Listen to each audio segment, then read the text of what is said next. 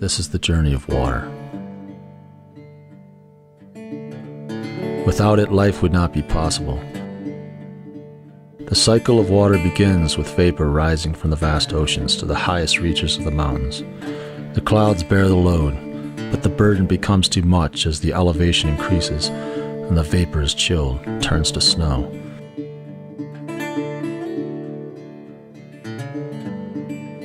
The sun arcs high in the sky as spring comes to the Rockies, and with the increase in temperature, the water is released from its solid state and seeks its own level, cascading down the rocky streams, heading to the valleys below.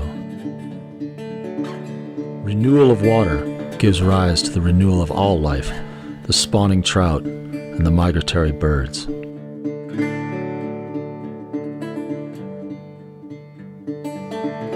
High in the Sierras, the streams overflow their banks in early spring, creating microhabitats of slow, moss-covered pools. Salamanders appear on the forest floor like a crawling army. Following ancient primal urges to mate, they are amphibians, and they never broke away from the water. They return every year to procreate and lay their eggs amongst the streamside vegetation in the slow pools of the mountain streams.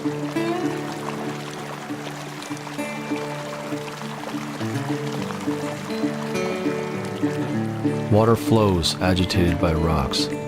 It dissolves oxygen as it spills and tumbles over logs and boulders. The force of the water carves out deep aerated pools, and within this habitat, the cutthroat trout spawns. The trout prefer the highly aerated, colder water running down from the snowpack. Within these waters, the trout sustain themselves on aquatic insects that are carried on the conveyor belt of current that brings food right to their waiting mouths. And in turn, the fish are food for over 20 bird species and mammals, including bears, river otters, and mink.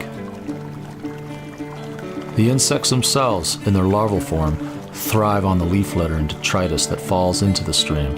Caddisflies, mayflies, craneflies, stoneflies, and scuds are in abundance among the stream litter.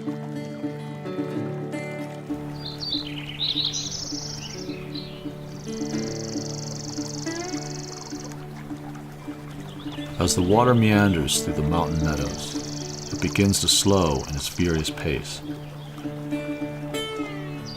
Moose migrate from the lower elevations to spend the summer in these mid-range wetlands, gorging themselves on aquatic plants rich in minerals, a diet briefly available in the early summer months.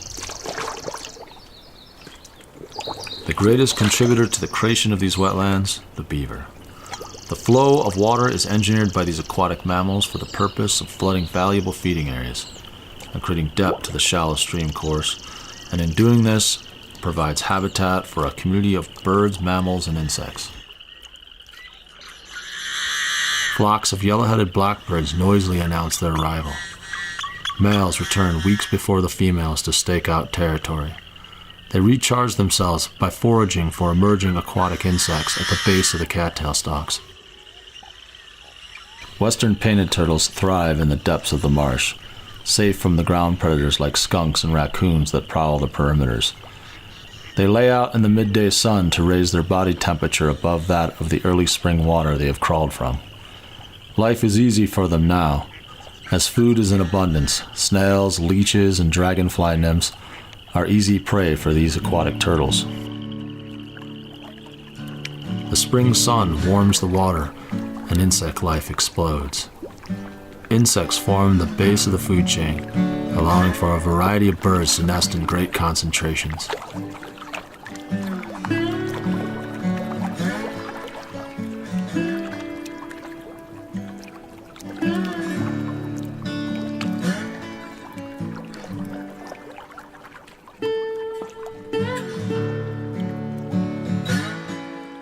The northern shoveler with its large spoonbill intentionally stirs up the muddy water in tandem with its mate. Swimming in tight circles, it creates an invertebrate soup to sift through with its oversized bill.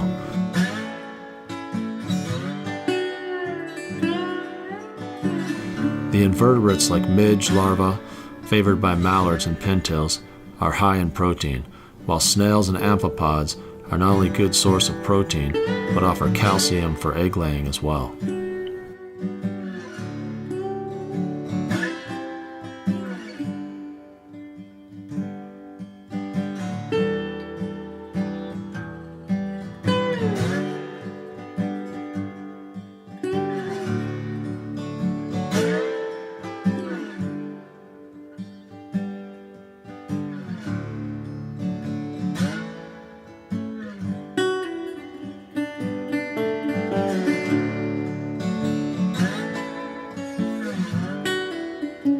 cinnamon teal arrive from their wintering grounds in Peru and Ecuador, where they find similar mountain habitats as the mountain west of North America.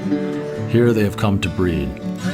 Gadwall, mallard, and shoveler, blue and green-winged teal flock into feed by the hundreds, some staying to nest, others moving on to points further north. The wetland is a rest stop and a refueling station for many, but a permanent home for others.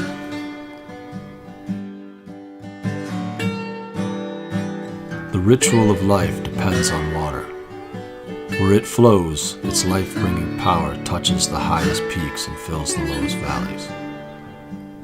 Water ensures the survival of all species of this planet.